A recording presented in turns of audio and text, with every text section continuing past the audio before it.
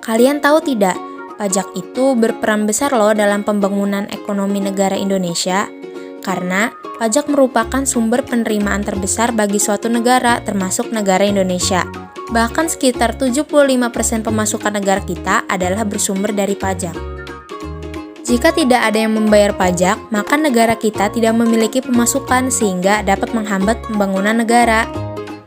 Jadi, selama pembangunan yang dilakukan oleh pemerintah itu masih berjalan, maka sudah pasti membutuhkan anggaran yang besar.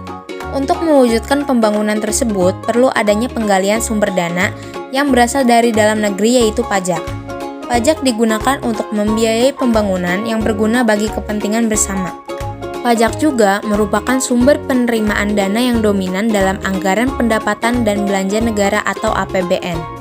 Hampir 70% penerimaan dana pemerintah berasal dari sektor pajak. Pendapatan negara dari tahun ke tahun pun selalu mengalami peningkatan, karena taraf hidup masyarakat akan meningkat apabila anggarannya juga meningkat. Kita sebagai warga negara hendaknya berbangga dalam membayar pajak, karena mampu mendongkrak pendapatan negara, sehingga kita dapat merasakan pembangunan pemerintah yang nantinya juga berguna bagi kepentingan bersama.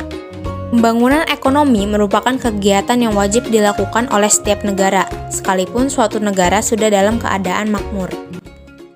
Pembangunan ekonomi tersebut tentu memberikan banyak dampak bagi suatu negara.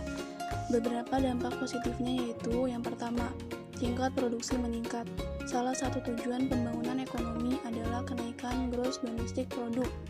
Konsep gross domestic product secara makro diartikan sama dengan output atau produksi, yaitu produksi barang dan jasa.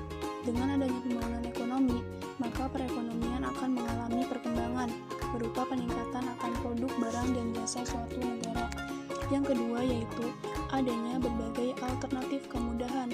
Dengan adanya peningkatan produksi barang dan jasa akan membuat masyarakat semakin terbuka untuk melakukan berbagai pilihan.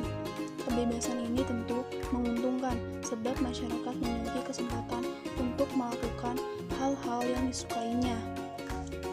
Contoh keuntungan yang diperoleh masyarakat adalah kemudahan dalam membeli barang atau kemudahan dalam memilih sarana transportasi.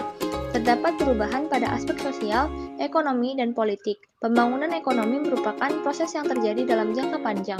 Karena bersifat jangka panjang, maka perubahan yang terjadi akibat pembangunan ekonomi tidak hanya secara fisik saja, tapi juga akan berdampak pada perubahan di bidang sosial, ekonomi, dan politik.